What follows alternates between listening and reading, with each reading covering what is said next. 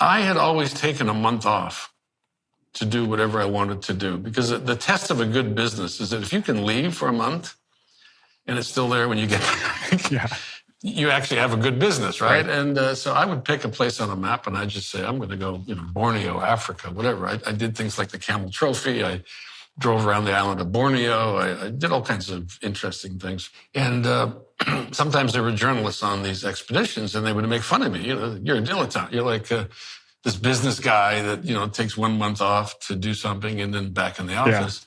I said, well, what's real adventure? And they said, try going to a country where they're trying to kill you. And I'm like, what do you mean by that? They said, well, there's places on Earth where if you go there, they will kidnap you, shoot you, harm you. And I'm like, really? Now you remember, I'm not naive, but I didn't think of this as something you would do on your vacation with your month off. And I was intrigued by that. And I'm like, well, give me an example. And they said, well, like Eastern Turkey, there's this warlord. And in Afghanistan, there's all these militias and, nobody goes there. And I said, well, if I go there, would you interview them? And they go, oh, hell yeah. Right? So my first trip was to meet a guy named Bushak who had tried to kill the Pope. And we drove up on his compound, and I didn't realize that these guys had guns trained on us because, a gun pointed at you is a very small visual object. So we drive right in, and the guy wants to know what I want. And I said, well, I'm here to meet you. And they're like, so what, right? And I'm like, yeah, but I'm going to write a story about you. I'm going to do this, and I'm going to send friends down to interview you. He's like, no, you're not. So he doesn't know what to do, but he's polite because he's Kurdish, right? And he decides we're going to have a shooting contest. So I'm a pretty good shot. So his bodyguard throws a Pepsi can in the air, and I nail it, right? And so he does that for Bushak, and he misses. And then Bushak nods to his bodyguard, who walks over and executes the Pepsi can, right? So that's how you learn things, right? It's like in the future, miss that. Yeah, well, the thing is that I learned that this is very interesting, right? And as I set up these interviews for other people, I began to realize that, these people are spending a lot of time to get me to these places. So the next one was the Taliban, right? I set up interviews with the leaders of the Taliban. And again, I'm very forward, and I remember meeting with the Talibs in Pakistan in the refugee camps there, where they bring the wounded. And I remember meeting this old mullah, and actually he was a young mullah, but he looked like he was old because he had a big beard, and he had this kind of 1930s pistol and bandolier with bullets.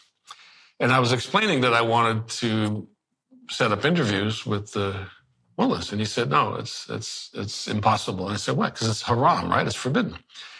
And at that time, the Talibs were very, picky about technology and stuff. So I said, well, then you're like women hiding behind the burqa. Yeah, because you want a camera on them, right? Like, I was not filming him at that time. I just said, I was setting up the interview. Yeah.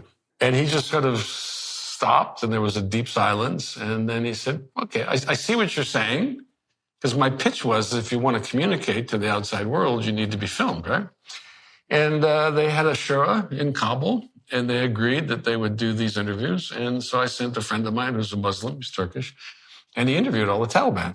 I guess my claim to fame was, it was fairly easy for me to approach these people and get them to agree to be interviewed, which was confounding a lot of journalists. But most journalists don't do what I do, which is go there directly and sit and wait and make friends and talk to people. How have you learned to read people and what they want from your interactions?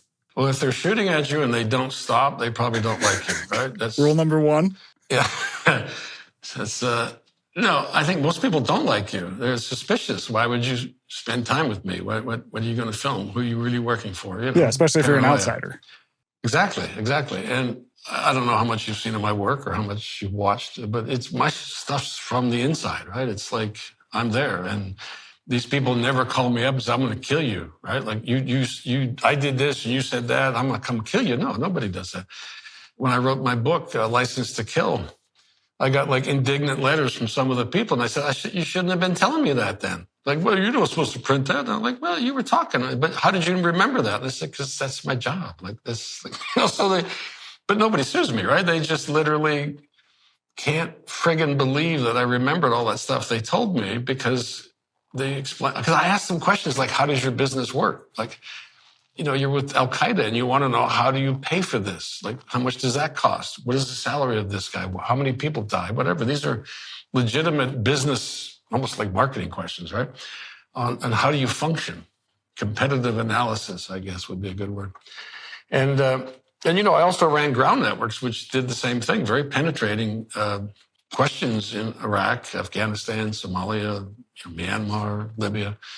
So I take maybe a business, marketing, humanistic sentiment into the battlefield, and I think I humanize what these people are doing. And I'm very resistant to bullshit or propaganda because I used to sling it, right? So I just think people respect that. And people can talk crap about me, but I've actually been pretty bulletproof. There's been a couple of times where people try to manufacture crap against me, and I'm like, yeah, whatever, But for the most part, I think people say, what was his motivation? What was the end product? And did that accurately capture that group, that war, that battle, that era? And the verdict is yes.